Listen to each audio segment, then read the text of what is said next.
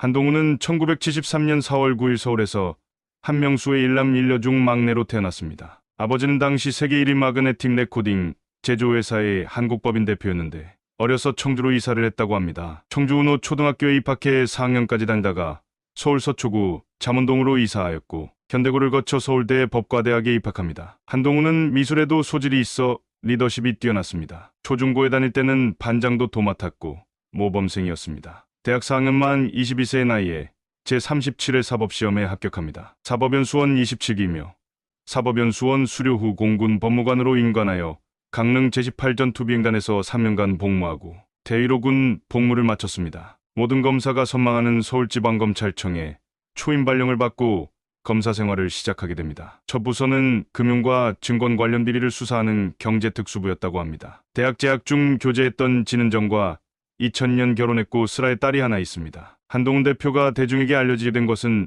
SK그룹의 부당 내부 자거래, 분식회계 사건을 맡게 되면서입니다. 이후 다양한 수사 경험을 쌓고 최태원 그룹 회장을 구속시키게 됩니다. 이후 하나그룹 분식회계 고발 사건도 담당하였고 김승현 회장도 불러다 조사하는 과감한 태도를 보였습니다. 그리고 한나라당 불법 대선자금 전달 사건의 수사도 맡습니다. 한동훈 대표의 나이 30도 되기 전에 굵직한 사건을 맡고 동료, 선후배들로부터 많은 사랑을 받습니다. 윤석열 대통령과의 인연도 이때 시작되었던 것입니다. 이후 한동훈은 후배 검사들에게 검찰 수사는 세 줄로 설명할 수 있어야 한다. 이름을 가리고 봐도 기름기를 빼고 봐도 정당성이 있어야 한다는 철학적 가치를 늘 밝혔는데요. 진영 논리나 시대적 요구와 관계없이 상식적 정의가 있어야 한다는 점을 강조했습니다. 윤석열 대통령은 한동훈을 일컬어 너는 늘 수사를 융통성 없이 독립운동하듯이 한다 라고 우스갯소리를 했을 정도였다고 합니다. 검사 재직 시절 요직을 두루 거쳤고 2022년 5월 17일 윤석열 정부의 초대 법무부 장관에 임명되었습니다. 당시 49살로 대한민국 헌정 사상 두 번째로 젊은 나이에 임명된 법무부 장관이었습니다. 이후 2023년 12월 21일까지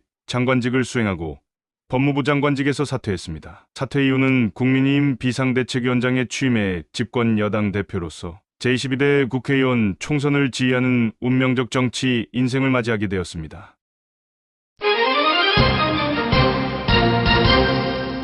한동훈 장관을 국민의힘 비상대책위원장으로 추대하는 움직임이 일어났습니다. 반대 의견도 일부 있었으나 결국 한동훈은 2023년 12월 21일 법무부 장관직을 사퇴합니다. 그리고 불과 5일 후 국민의힘은 한동훈을 비대위원장으로 지명하게 됩니다. 한동훈은 이전 각종 청문회에서 젊은 보수층의 관심을 사로잡습니다.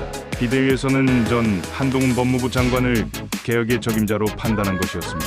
비상대책위원회는 임시조직이지만 한동훈에 대한 국민과 당원의 관심은 매우 폭발적이었습니다. 민주당 이재명의 지지율이 견고할수록 그 지지율을 누를 수 있는 강력한 대상이 필요한 것이었습니다.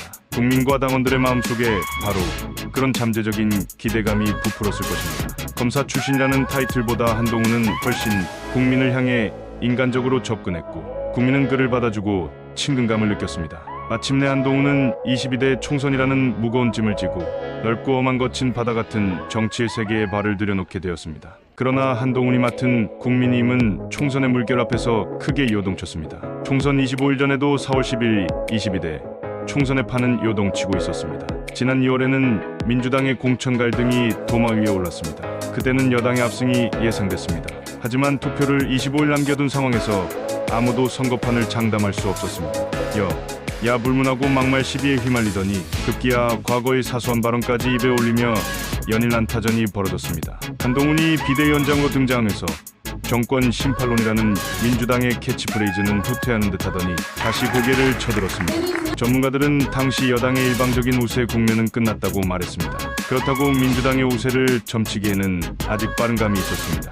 민주당 역시 중도층의 확장에 총력전을 기울이고 있었지만 쉬워 보이지는 않았던 것입니다. 공천 작업이 거의 마무리되는 시점부터는 모두 악재가 된 말과 행동을 조심해야 했습니다. 공천 과정을 통해 과거의 언행 문제가 한바탕 회오리바람처럼 휩쓸고 갔습니다. 민주당은 그때부터 정권 심판론으로 몰아붙일 태세를 취했습니다. 국민의힘 역시 이재명 대표의 사법 리스크와 국정 안정론으로 맞서며 민주당 심판론을 띄울 생각이었습니다. 민주당은 윤석열의 독주를 막아야 하고 국민의힘은 정체된 국정 운영을 위해서 악착같이 단독 과반을 달성하고자 하는 팽팽한 싸움이었습니다. 그런데 수도권에서 우세를 보였던 국민의힘 지지세가 차츰 열세로 기울기 시작했습니다. 민주당의 공천 파동이 끝난 데다가 이해찬, 김부겸 전 총리까지 선거대책위원장으로 나서서 힘을 보탰기 때문입니다. 공동선거대책위원장이라는 카드에서 민주당이 득을 본 것입니다. 그러나 더 핵심적인 것은 이종섭 전 국방부 장관이 호주 대사로 임명받아 출국해버린 때문이었습니다. 이종섭 전 국방장관은 지난해 해병대 채수군 상병 사건 발표 직전 대통령실로부터 직접 전화를 받은 사실이 확인되어 파장을 일으킨 장본인입니다. 이 문제로 이종섭 전 국방부 장관은 공수처로부터 출국, 금지된 상태에서 은밀히 호주 대사로 임명을 받고 출국했다는 게 민주당 측 주장입니다. 국민의힘 지지율에 대형 악재로 작용할 가능성이 높았습니다. 수사선상에 오른 인물을 해외 공관장으로 임명하고 공수처는 약식 조사를 하고 출국 금지 해제와 부임은 국민의 눈높이에 맞지 않았던 것입니다. 임명 철회가 당장 쉽지 않았는지 이런 사태를 보고도 대통령실은 조치에 미온적이었습니다. 그런 상황에서 민주당은 254개의 지역구 가운데 243곳의 공천을 확정했습니다. 그리고 현역 의원 63명을 물갈이했습니다. 양측 모두 심판론을 주장하고 있었습니다. 정권 심판론이냐 야당 심판론이냐 어느 쪽으로 기우느냐에 따라 승패가 갈릴 것이었습니다. 그런데 20%의 육박한 중도층을 누가 끌어오느냐가 관건이었는데 여야가 한창 싸움의 열을 올릴 때 이미 조국혁 신당이 중도층의 상당수를 흡수했던 것입니다. 민주당이 이재명 사당 논란으로 잡음이 끊이지 않는 가운데 한동훈 국민의힘에 대한 불만도 수면으로 올라왔습니다. 공천이 종반부로 접어든 가운데 세대교체가 부족하다는 지적이 여전히 나오고 있었는데요. 국민의힘 공천관리위원회는 강남 등 몇 개의 지역구와 비례대표에 국민 추천제를 도입한다는 계획이었습니다. 국민의힘은 민주당과는 달리 차분한 공천이 이루어졌습니다. 현역 의원 불출마 선언이나 양자옥은 3자 경선을 통해 조용한 공천이 이루어졌지만 현역 교체 비율이 낮고 청년과 여성 공천 비율이 너무 낮다는 비난이 거셌습니다. 다행인 것은 민주당과는 달리 국민의힘은 이를 즉각 받아들여 국민 추천제를 꺼내들었습니다. 신윤 핵심 4인방 가운데 불출마를 선언한 장제원 의원을 제외하면 권성동, 이철규, 윤한홍 의원은 사실상 단수 공천을 받았습니다. 그리고 친계로 분류되는 서울 용산의 권영세, 강원 홍천 횡성의 유상범, 경남 통영 고성의 정점식 의원도 공천을 확정지었습니다. 대통령실 이원모 인사비서관도 윤갑에 전략 공천되었고 과거 윤석열 검찰 사단인 주진우 법률비서관도 부산 해운대갑에 단수 공천을 받았습니다. 국민의힘은 친윤석 열계 의원 8명, 대통령실 출신 후보 6명, 정부 출신 후보 6명, 친한동계 인사 5명이 공천장을 거머쥐었습니다. 물론 이렇게 공천을 받은 후보 중에는 경쟁 상대가 아예 없거나 중도에 포기한 경우도 있었습니다. 또한 자천 타천 엄지에 출사표를 던진 후보도 있었습니다. 국민의힘이 국민의 신뢰를 받기 위해서는 바로 그때부터가 중요하다고 생각했습니다. 한동훈 비대위원장은 불출마를 선언하고 장제원, 김무성 전 의원이 불출마를 선언한 것으로는 아직 설득력이 부족하다고 여겼습니다. 한동훈 비대위원장이 밝혔듯이 개파나 출신, 사적 관계에 치우치지 말고 공정한 공천을 해달라고 주문했습니다. 2조 심판의 때가 다가왔습니다. 세상이 어지럽다 보니 2조 심판이란 신조어가 저절로 생기게 되었습니다. 한동훈 비대위원장뿐만 아니라 여권을 지지하는 사람들에게 훤히 드러나 보인 것이 2조 심판이었습니다. 2조 심판은 비록 선거에 패했지만 실패하고 잘못된 전략이었는지 고민할 필요가 있다고 하겠습니다. 이재명과 조국은 권력형 비리의 주역들이었습니다. 이재명은 권력형 비리의 주범이고 온갖 비리 범죄를 저지르고 재판을 받고 있는 중죄인이었습니다. 그리고 조국은 입시 비리의 주범이고 2심까지 2년형을 선고받은 범죄자 상태였습니다. 그들은 선거를 틈타 오직 자신들의 죄를 방탄하기 위해 세력을 확장했습니다. 그들은 불법, 비리, 특권 뒤에 숨어 방탄벽을 만들려고 하였습니다. 더불어민주당과 조국혁신당은 이름만 다를 뿐 하나의 세력이나 같았고 그들은 남처럼 갈라서 있지만 함께 서 있으면 범죄자 연대처럼 보였습니다. 지금 가장 위기에 처해 있는 사람이 누구겠습니까? 누가 뭐래도 이재명과 조국 아니겠습니까? 그들은 언젠가는 감옥에 들어갈 사람들입니다. 범죄자들이 권력을 잡아서 무슨 민생개혁을 하고 정치개혁을 한다는 말입니까? 곧 감옥에 들어갈 사람들이 정권 심판, 어쩌고 떠들어대면서 자신마저 속이고 있다는 사실을 많은 사람들이 이미 알고 있었습니다. 물가 상승 대책을 세우고 사람들이 바삐 살고 있는 시장 안으로 빨리 뛰어가십시오. 정부와 한동훈 민주당이 유연한 모습을 보여야 할 때인 것입니다. 윤석열 대통령과 한동훈 비대위원장의 갈등이 다시 불거졌습니다. 김경률 비대위원의 발언으로 1차 갈등설이 일어난 지 2달 만이었습니다. 문제는 1차 갈등설과는 달리 중대한 총선이 얼마 남지 않았다는 점이었습니다. 지금까지는 한동훈 위원장 대 이재명 대표의 구도로 총선이 잘 진행되었고 지지율면에서도 우세를 보였습니다. 그러나 공수처 수사 중에 이종섭 전 국방부 장관을 호주 대사로 임명해 출국시켜버린 점은 국민의힘 총선에 악재로 작용했습니다. 거기다가 황상무 시민사회수석이 특정 언론을 향해 회칼 발언을 함으로써 엎친 데 덮친 격이 되었습니다. 한동훈 당시 비상대책위원장이 착실히 쌓아올린 지지율이 위험에 처하게 되었던 것입니다. 대통령실이 결단하지 않으면 22대 총선은 이기기 어려울 것으로 보였습니다. 총선 현장에서 뛰고 있는 국민의힘 후보들마저 분위기가 심상치 않다고 말합니다. 당정 갈등 국면을 맞아 한동훈 위원장은 강공 모드로 몰아붙이고 있고 후보들은 전정등등하고 있었습니다. 대통령실이 빨리 상황을 지치하고 대처를 해도 모자랄 판에 친일이라는 이철규, 인재영입 위원장은 국민의미래 비례후보 공천에 문제가 있으니 후보 등록 일정까지 바로 잡으라고 엄포를 놓고 있었습니다. 그 사태를 조기 수습하지 못하면 국민의힘은 총선에서 패할 것이 분명해 보였습니다. 총선에서 지면 윤석열 대통령의 남은 국정임기 동안 무슨 일을 할 수 있겠습니까?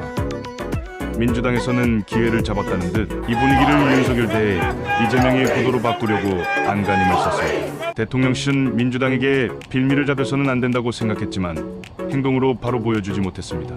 이종섭 대사를 즉각 귀국하도록 하는 조치는 바로 나오지 않았습니다. 국민은 정부의 태도를 보고 있었는데 윤석열 정부는 아주 미온적으로 행동했습니다. 그리고 회칼 발언으로 지지율 하락의 쐐기를 박았던 황상무 수석 역시 사퇴하지 못하고 미적거렸습니다. 그 가운데 한동훈 비대위의 지지율은 추락하기 시작합니다. 대통령은 국민 앞에서 군림하는 모습을 보여서는 안 되는데 그러지를 못했습니다. 군주민수라는 말이 있습니다.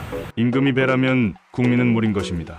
임금의 배가 순탄하게 지나가려면 백성의 물이 잔잔해야 하지 않겠습니까? 이제 한동훈 대표에게 힘을 실어줄 때라는 걸 명심하십시오. 22대 국회의원 구성은 평행선을 달렸습니다. 법사위원장과 운영위원장 자리를 놓고 첨예하게 대립하고 있었는데요. 문제는 민주당이 법사위와 운영위를 모두 차지하겠다는 데서 비롯되었습니다. 민주당이 제1당이 되었기 때문에 국회의장은 당연히 1당에서 가져가는 것이고 법사위원장은 통상적으로 제2당에서 가져가는 것이 관례입니다. 그런데 운영위원장은 원래 여당의 원내대표가 하는 자리인데 민주당이 이것마저 가져가겠다고 욕심을 내는 건 아니겠습니까? 지난 21대 국회에서 민주당은 17개 상임위를 전부 가져갔습니다. 가장 민주적이어야 할 국회에서 절차와 타협이 무시되었던 것입니다. 민주당은 이렇게 모든 상임위를 가져간 다음 무엇을 했습니까? 검수완박을 하고 부동산 3법을 통과시키지 않았습니까? 민주당의 이런 행동을 국민은 그냥 바라만 보지 않았습니다. 그래서 결국 문재인 정부는 2년 후에 정권을 빼앗긴 것 아닙니까? 법사위원장 자리를 서로 양보하지 않는 것은 당연한지도 모릅니다. 자기 당에 불리하면 법사위 문을 닫아 발목을 잡기 때문에 민생처리 법안들이 줄줄이 폐기 처분되었습니다. 야를 떠나 이런 전철을 더 이상 밟지 않아야 합니다. 그러려면 적어도 법사위나 운영위는 여당에 양보했어야 합니다. 국민의힘은 전당대회 룰의 개정을 두고 혼란에 쌓였습니다. 당신 100%를 할 것인지 아니면 민심을 어느 정도로 반영할 것인지 의견이 분분했습니다. 국민의힘 전당대회 최대의 관심은 단연 한동훈 전 비상대책위원장이 전당대회에 출마할 것인지의 여부였습니다. 정치권에서는 한 전 위원장 출마를 기정사실로 받아들이는 분위기가 강했습니다. 따라서 당심과 민심을 어떻게 반영하는지 아주 예민한 부분이 아닐 수 없었습니다. 민심 반영 비율이 높아짐에 따라 역선택 가능성도 높아지기 때문입니다. 전당대회 이후 지도체제로의 전환 문제나 당권, 대권 분리 등 집중적인 토론에도 불구하고 한참 결론이 나지 않았습니다. 수도권 원내위원장들은 민심 반영의 폭을 50%로 제한했는데 반영 비율이 30% 미만이면 한동훈 전 위원장 당락에 큰 영향을 미치지 못할 것으로 보였습니다. 또한 민심 반영의 폭을 줄여야 역선택을 방지할 수 있었습니다. 집단지도 체제는 당대표와 최고위원을 함께 뽑는 방식입니다. 투표에서 대표가 되지 못하더라도 최고위원이 될 수 있기 때문에 당대표를 견제할 수 있는 방식입니다. 굳이 따지자면 친계가 원하는 방식이라 할 수 있겠습니다. 국민의힘 당원 제71조에는 대권에 도전하려면 1년 6개월 전에 당직에서 물러나야 한다는 조항이 있습니다. 만약 대권 1년 전 미만으로 사퇴 시한을 단축할 수 있다면 누가 당대표를 하든 대표는 체급을 키울 수 있을 것입니다. 윤석열 대통령의 지지율이 떨어질수록 국민의힘 당대표 역할에 기대를 하지 않겠습니까? 당대표가 누가 되든 자기 대권으로 가기 위해서는 2026년 지방선거라는 큰 산을 넘어야 할 운명이었습니다. 한동훈은 결국 당대표 후보가 되기로 마음을 굳였던 것입니다. 국민의힘은 총선 패배 원인으로 경기도를 포기한 당의 경포당, 40대를 포기한 당의 사포당을 지적했습니다. 지난 19대 총선에서도 경기도는 민주당의 표를 몰아주었습니다. 최근 10여 년 사이 경기도는 보수정당의 등을 돌린 것입니다. 국민의힘과 민주당의 전국 득표율 차이는 5.4%인데 경기도는 43% 대 55%로 12% 차이가 났습니다. 한동훈 비상대책위원장은 경기분도와 메가시티 서울을 선거 전략으로 띄웠지만 힘을 발휘하지 못했습니다. 경기도에서 지면 어떤 당이든지 선거에 패한다는 공식이 맞아떨어진 셈입니다. 결과적으로 부동산, 교통, 교육 분야 등 맞춤형 전략이 부족했다는 평입니다. 맞춤형 전략의 부족은 향후 펼쳐질 지방선거, 그 후의 대선에서는 경포당, 사포당을 넘어 수포당이 될지도 모른다는 것을 염려하지 않을 수 없습니다. 서울 북부권에서 힘겹게 당선한 김재섭 당선자는 국민의힘 지도부에서 지시한 현수막을 한 번도 내걸지 않았다고 합니다. 그리고 2조 심판 얘기도 한 번도 꺼내지 않았더니 당선되더라는 뼈아픈 질책을 했습니다. 윤석열 대통령이 경로했다는 지나친 보도를 보고 어떤 국민이 행복하겠냐는 문책성 질타도 흘러나왔습니다. 대통령도 사람이니 경로할 수 있습니다. 대통령의 경로는 국민에게 피해가 가는 부분에 대한 것인데 모든 경로를 싸잡아서 매도하는 태도는 옳지 않다고 생각합니다. 대통령이 경로했다는 보도는 역대 정부에서도 흔히 나왔던 얘기 아니었습니까? 다만 용산 대통령실 참모진들의 대처에 문제가 있었다는 전문가들의 지적이 많이 나옵니다. 또한 이런 지적을 선거 이전에 했더라면 하는 아쉬움이 큽니다. 국민의힘이 그만큼 안일하게 대처했다는 얘기 아닙니까? 용산 참모진들이 대통령한테 혼날까 두려워서 쓴소리를 못한다는 빈말도 들렸습니다. 2조 심판을 한동훈 전 비대위원장의 책임으로 몰아가려는 분위기 역시 적절하지 않습니다. 2조 심판은 이미 국민의힘이 이전부터 추진해온 야당 심판에서 비롯된 것입니다. 야당 심판이 이재명과 조국의 이니셜로 표현되었을 뿐입니다. 그래도 한동훈 전 비대위원장은 모든 책임이 자신에게 있다고 고개를 숙였던 것입니다. 이제 모두 지나간 일입니다. 이제부터 환골탈퇴하지 않으면 국민의힘이나 보수의 미래는 보장할 수 없습니다. 국민의힘은 지금 심장마비에 걸린 것처럼 위험한 상태입니다. 되살아나려면 응급 제세동기를 사용해야 합니다. 첫째, 22대 국회에서는 국민의힘 지도부를 완전히 바꾸십시오. 앞으로 찐윤, 친윤이란 말이 나와서는 절대 안 되는 상황입니다. 국민들이 봐도 정말 바뀐다고 할 정도의 새로운 인물들로 지도부를 구성하십시오. 둘째, 용산 대통령실과의 관계를 상하 관계가 아닌 쌍방향 이미지로 전환하십시오. 지금은 지구촌이 하나의 지붕을 두고 실시간 소통하는 시대 아닙니까? 대통령실과 국민의힘이 수직적인 관계로 비춰지면 미래는 없을 것입니다. 맡긴 게 있다면 자주 만나야 뚫을 수 있습니다. 각 나라 헌법의 기초가 되는 세계인권선언이 채택되기까지 58개국의 대표가 무려 1600여 차례 만나 회의를 하지 않았습니까? 이러한 인내와 끈기가 필요한 것입니다. 국민의힘 전당대회가 7월 23일로 결정되면서 잇따라 출사표를 던졌습니다. 나경원, 한동훈, 원희룡, 윤상현 등 미래의 잠룡들이 일제히 같은 장소에서 공식 선언을 했습니다. 네 후보 모두 당정 관계를 새롭게 정립하겠다는 공통의 목표를 제시하고 있지만 차인 사색으로 입장에 모두 차이를 보였습니다. 가장 먼저 눈에 띄는 후보는 나경원 후보로 나 후보는 차기 대통령 선거에 출마하지 않겠다는 점을 분명히 했습니다. 그는 오직 당권 도전에 집중하고 계파를 따지지 않고 훌륭한 대권 주자가 빛나도록 하겠다고 밝혔습니다. 나 후보는 통합과 균형의 적임자이고 이재명 대표가 가장 밀었던 후보를 이겨 이재명 대표를 이겨본 사람이라면서 지지를 호소했습니다. 나 후보는 당정과 함께 가는 판단의 기준에 국민이 옳다고 하는 대로 가겠다며 윤석열 정부를 성공시킬 수 있다는 자신감을 드러냈습니다. 한동훈 후보는 최상병 특검을 수용해야 한다고 입장을 밝히면서 사람들을 놀라게 했습니다. 그는 진실 규명을 위한 특검을 우리 국민의힘이 나서서 추진해야 한다는 입장을 내놓았는데요. 한 후보의 이런 뜻은 기존 국민의힘당 지도부나 대통령실 의견에 배치되는 것 아니겠습니까? 친윤석열계와는 확실한 차별화를 보였는데 윤석열 대통령이 해당 특검법에 이미 거부권을 행사했기 때문입니다. 그런데 윤석열 정부와 여당의 반대 기조가 분명한데도 특검법 수용을 언급한 데는 한 후보 나름대로 이유가 있었습니다. 우리는 바로 이 부분에 집중해야 할 것 같습니다. 한 후보는 특검에 동의하면서 하나의 조건을 달고 있는데요. 바로 민주당도 국민의힘도 대통령도 아닌 공정한 결정을 담보할 수 있는 제3자가 특검을 해야 한다는 조건을 달았습니다. 그러나 한동훈 후보는 김건희 여사를 겨냥한 도이치모터스 주가 조작 의혹 사건과 명품 파우치 논란에 대한 특검에 대해서는 도입할 단계가 아니라고 선을 그었습니다. 그는 당정 관계를 수평적으로 재정립하고 실용적으로 쇄신하며 견제와 비판, 수정 방안을 피하지 않겠다고 피력했습니다. 한편 원희룡 후보는 윤석열 정부의 성공이 곧 정권 재창출이란 점을 분명히 하면서 윤 정부와 레드팀을 만들어 민심을 받들겠다고 밝혔습니다. 한동훈 후보가 외형상 약간의 거리를 두는 듯한 태도와 달리 처음부터 대통령실과 원팀을 강조하고 나섰습니다. 원 후보는 대통령과 가장 신뢰가 있는 사람은 바로 자신임을 강조하면서 108석으로는 모두 뭉쳐도 버겁기 때문에 모두 동지라는 인식, 3년 남은 정부의 성공이 바로 재집권을 가능하게 할 것이라고 피력했습니다. 한 후보는 대통령과의 건전한 긴장 관계를 강조하면서 지지자들을 위한 풀뿌리 정치를 전면에 내세우고 있었습니다. 최상병 특검에 대한 입장 역시 이런 기조에서 비롯된 것 아니겠습니까?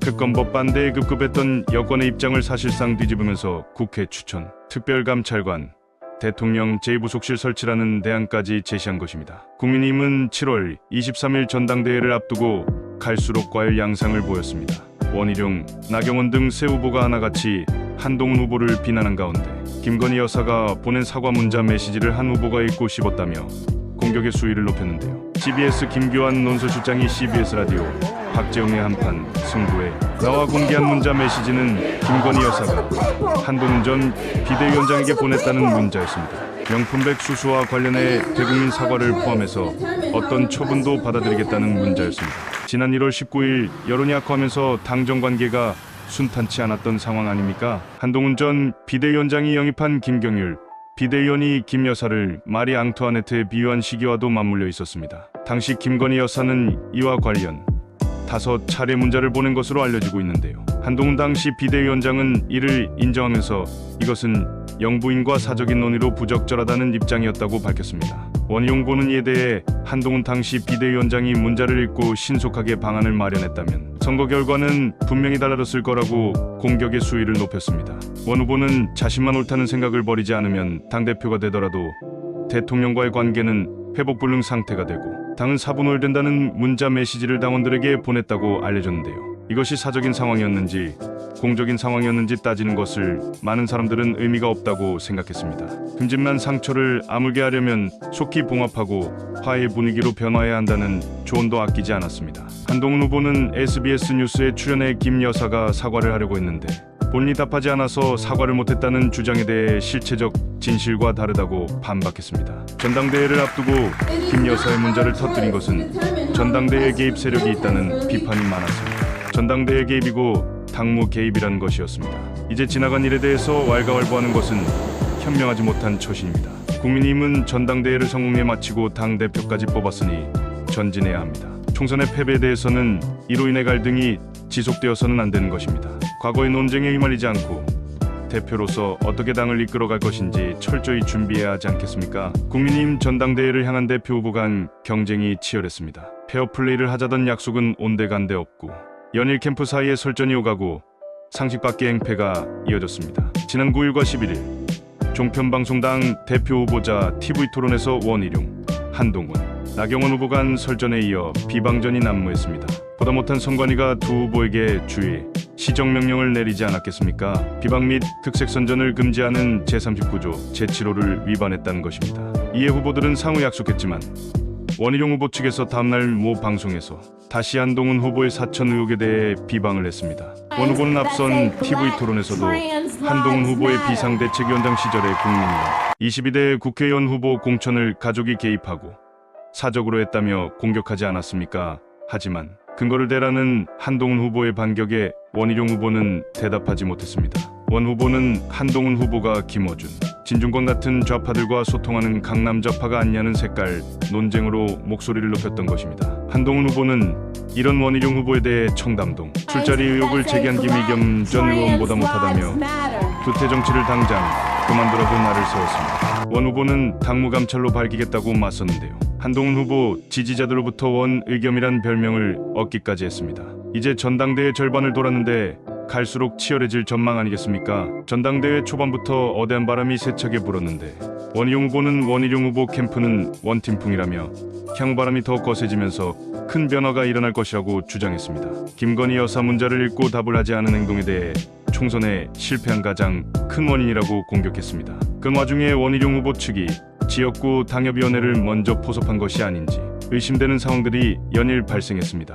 한동훈 후보가 방문한 경상도 어떤 지역구의 경우에 당원들에게조차 연락을 취하지 않고 한동훈 후보의 사진이나 안내판조차 마련하지 않은 상황이었습니다. 특히 상주, 문경 지역구의 이미자 의원 사무실에서는 한동훈 후보 지지자와 원희룡 후보 지지자 사이에 작은 소동이 벌어지기도 하지 않았습니까? 이미자 의원은 아이의 모습조차 보이지 않았습니다. 반면에 안동 예천 지역에서는 김영동 의원을 필두로 지어 당원들과 간부들이 나와 꽹과리 등 농악까지 울리며 반겨주었습니다. 이때에도 한동훈 후보의 지지율은 단연 앞섰고 어대안이라는 분위기가 흔들리지 않았습니다. 총선 실패 책임원에도 불구하고 한동훈 팬덤 현상이 여전히 계속되었습니다. 김종인 전 국민의힘 비상대책위원장은 한동훈 후보가 장차별을 잡을 순간에 있다고 언급하고 나섰는데요. 근원희룡, 나경원 후보를 향해서는 자력으로 당대표에 오를 수 없는 사람들이라고 예단했습니다. 그러면서 상대방에 대해 맹렬히 공격해서 무슨 도움이 되겠는가. 그러니 국민 눈에는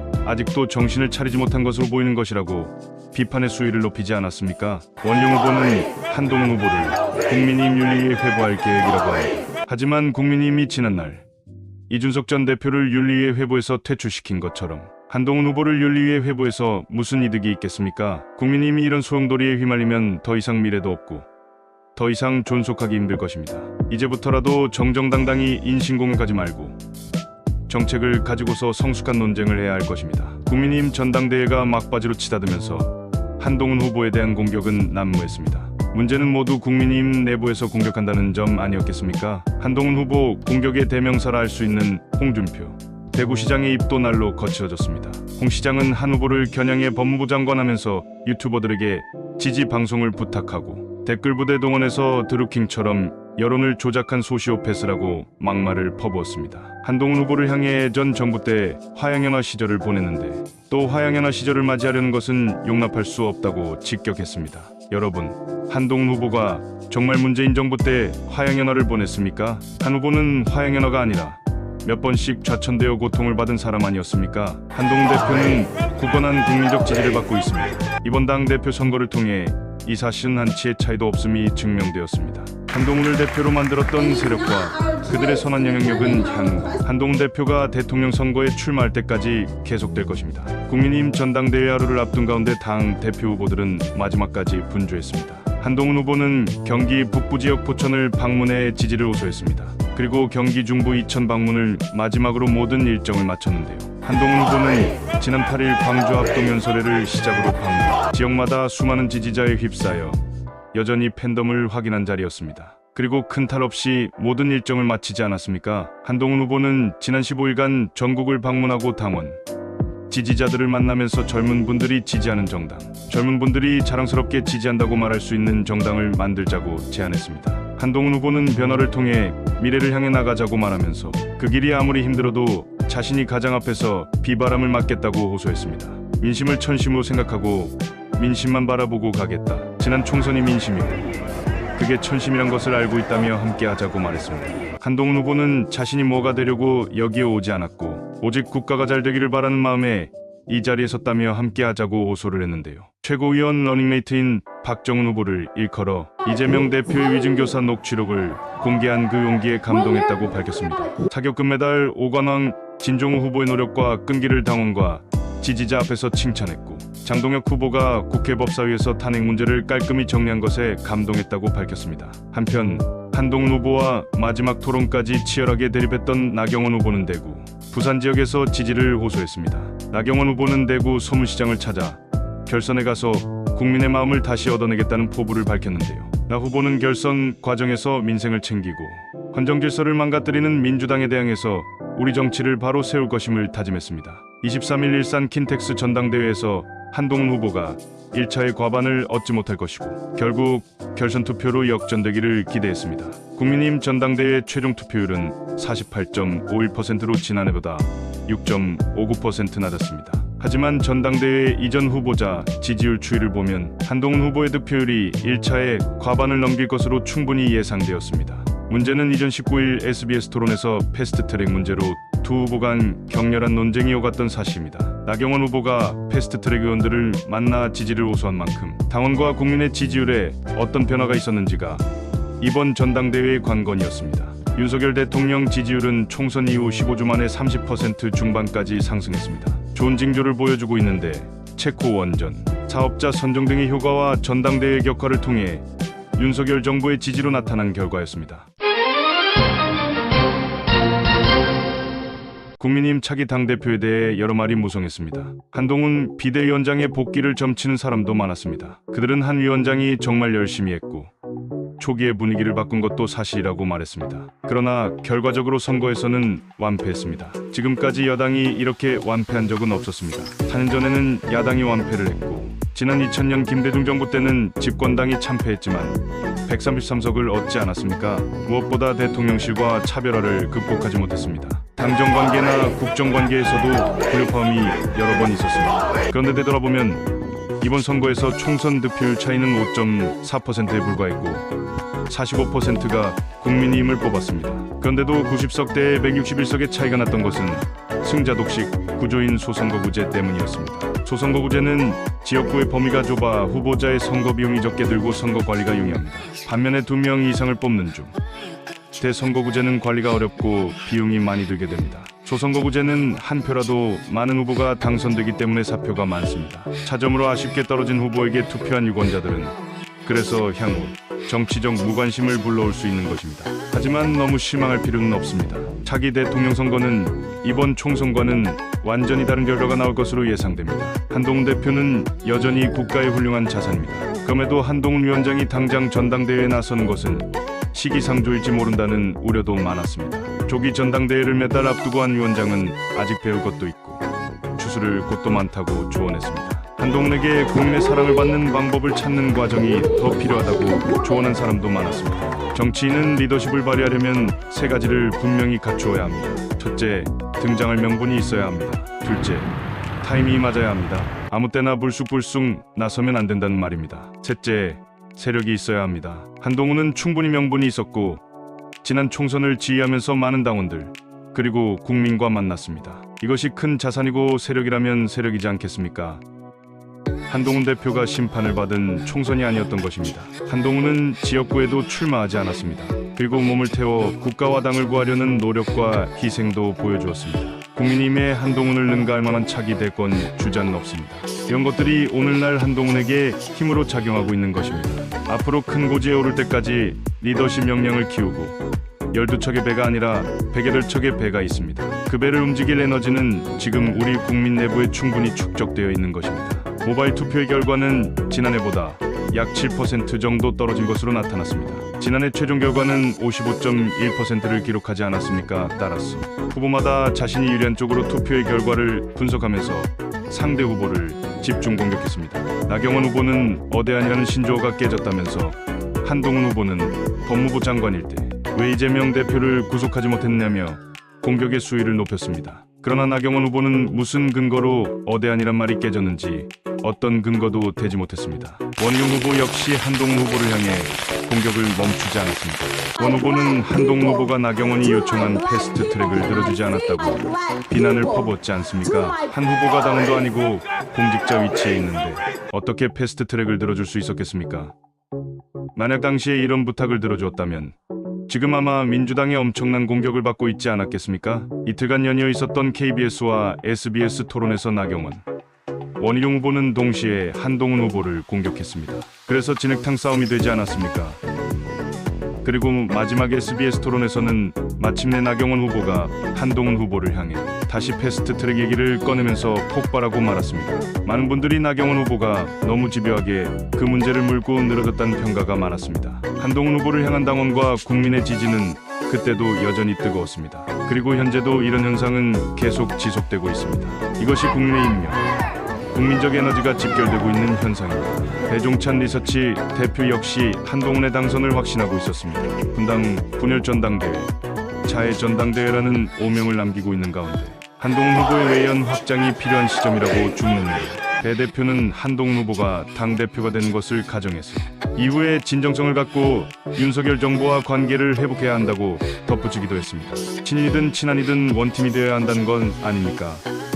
윤 대통령과의 관계 설정, 원희룡, 나경원 후보와의 관계 회복이 매우 중요하다고 하겠습니다. 윤석열 대통령 사이에 노인 빅장을 풀고 윤 대통령의 반응이 어떻든 좋은 정책을 꺼내면서 최선을 다해야 한다고 조언했습니다. 한동훈 대표가 대통령에 도전하려면 당의 차원에서도 빨리 혁신적인 정당으로 바뀌어야 하고 2025년 9월에는 대표직을 내려놓아야 합니다. 그때 지방선거가 있는데 한동훈 대표에게 다시 선대위원장으로 와달라고 요청할 가능성이 매우 높지 않겠습니까? 무엇보다 이재명을 능가할 만한 팬덤을 만들어야 하는 것입니다. 거기 위해서는 중도까지 끌어들일 수 있는 압도적인 한동훈의 비전과 정책이 만들어져야 하지 않겠습니까? 미국은 트럼프 대통령 당선이 유력할 것으로 보입니다. 한동훈 대표는 자신이 잘하는 영어의 특기를 살려서 트럼프를 만나야 합니다. 트럼프는 대통령이 되면 집권당의 유력한 후보에게 관심을 보이지 않겠습니까? 트럼프와 유창한 영어로 안보, 경제를 논할 수 있는 그런 기반을 만들어야 하는 것입니다. 트럼프 캠프에서 한동훈 대표에게 관심을 보이고 있는 정황들이 있는데 이는 한동훈과 대한민국을 위해 가장 설레는 소식일 것입니다. 조광조를 모르는 사람은 드물 것입니다. 그는 자신의 의지와 관계없이 스승이 연산군의 어머니 윤씨 폐위에 찬성하는 바람에 함께 유배를 당합니다. 이후 가까스로 죽음을 면하고 중종 5년 과거에 장원급제하면서 정계에 진출한 사람입니다. 연산군이 정치를 타락시킨 뒤여서 새 임금인 중종에게 분위기 쇄신을 건의하지 않습니까? 조광조는 항상 이상 정치를 실현하고자 하는 마음이 강했습니다. 그러나 정치는 늘 반대 세력이 있기에 마련입니다. 조광조도 탄핵을 받아 사형 먹고 죽으라는 명을 받고 결국 자신의 꿈을 실현하지 못하게 됩니다. 조광조는 키가 아주 작았다고 합니다. 부패한 대신들이 자신을 내려다보는 게 싫어 항상 고개를 빳빳이 쳐들고 쳐다봤다는 기록도 있습니다. 그는 청렴결백하고 자신만이 올바른 판단과 생각을 가지고 있다. 이런 오만과 독선적 사고방식을 지녔다고 합니다. 고개를 쳐들고 빳빳이 쳐다보는 습관까지 있어서 당연히 주변에 적이 많지 않았겠습니까? 조광조는 당시 공신들이 실제공이었고 인간성도 나쁘다고 비난했습니다. 특히 공신들의 과도한 특권으로 민생에 큰 부담을 준다고 공격했습니다. 그러나 당시의 다른 사람들은 엄두도 내지 않을 개혁의 방안을 한꺼번에 쏟아내놓게 됩니다. 세금 제도의 개혁을 들고 나온 건데요. 조광조의 방식은 당시로선 매우 급진적인 방식으로 hun급파들에게 치명적인 개혁이었던 것입니다. 지금 우리 현실에서 보면 각종의 연금 개혁, 세금 개혁, 복지 혜택 같은 것 아니겠습니까? 조광조는 개혁에는 매우 적극적이었습니다. 하지만 정치적 경험을 통해서 나온 개혁이 아니라 성리학 이념에 충실한 개혁이었던 것입니다. 훗날 그는 훌륭한 정치 철학자나 교육자는 맞지만 훌륭한 정치가, 행정가로는 평가받지 못했습니다. 그는 조선조 인물 중에서 이례적으로 빨리 출세하고 빨리 몰락한 인물이 아니겠습니까? 조광조는 정치가에 앞서 너무 이론에 치우쳤습니다. 이론은 옳을지 모르지만 이루어지지 않았다는 점입니다. 흑백논리를 앞세워 너무 급진적인 개혁 정책을 펼친 게 패착의 원인이었던 것입니다. 또한 중종임금은 조광조의 세력이 너무 커지는 것을 원하지 않았습니다. 창호견제를 통한 힘의 균형이 있었다면 조광조는 살아서 꿈꾸는 세상을 맛보았을지도 모르겠습니다. 그가 죽은 이후 조광조가 바라던 이상세계는 50년 정도 지난 선조대에 이루어지지 않습니까?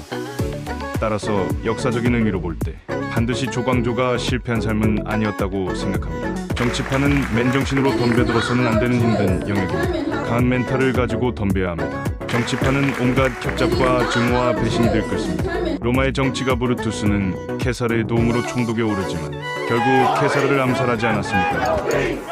브루투스는 율리우스 케사르를 덜 사랑해서가 아니라 로마를 더 사랑했기 때문에 그를 죽였다고 말했습니다. 인간은 모두 불완전한 존재입니다. 어떤 정치인이 어떤 순간에 중요한 선택을 하기란 더욱 어려운 일입니다. 그리고 사람은 자기만의 방식으로 세상을 보려는 경향이 많습니다. 분명히 하나의 현실인데 두 개의 모습이 존재하는 것. 그러나 동시에 두 가지 세계를 다 볼 수 없는 것이 또한 정치 아닙니까? 착시현상을 잘 분별하고 그 안에서 내가 추구할 세계를 잘 가져와서 대중을 향해 펼쳐 보이는 것. 이것이 바로 정치인에게 필요한 과정인 것입니다. 한동훈 후보가 국민의힘 전당대회에서 예상대로 과반 득점을 획득해 새로운 국민의힘 대표로 당선되었습니다. 한 후보는 지난 2주 동안 전국을 누비며 국민과 당원 동지들을 만났고 많은 지지와 사랑을 받았습니다. 그리고 결국 국민 및 당원 동지들의 신임을 받았습니다. 한동훈 후보는 62.8%라는 높은 지지율로 1차에서 이미 고지에 올랐습니다. 함께했던 러닝메이트 중 박정훈 후보를 제외하고 장동혁 후보가 최고위원, 진종 후보가 청년 최고위원에 성공했습니다. 분당 분열전당대회, 자해전당대회라는 말도 있었지만 놀라운 국민적 지지로 오명을 종식시켰습니다. 이제 한동훈 대표는 진정성을 갖고 윤석열 정부와 관계를 회복해야 하겠습니다. 친소관계를 구별하지 말고 원팀이 되어야 하겠습니다. 윤 대통령과의 관계 설정, 원희룡, 나경원 후보와의 관계 회복 역시 매우 중요하다고 하겠습니다. 윤석열 대통령과의 사이에 놓인 빗장을 풀고 윤 대통령의 반응이 어떠든 좋은 정책을 건의하면서 최선을 다해야 할 것입니다. 그리고 무엇보다 빨리 혁신적인 정당으로 변화시켜 주십시오. 한동훈 대표의 당선과 최고위원에 당선되신 모든 분들께 다시 한번 축하를 보냅니다.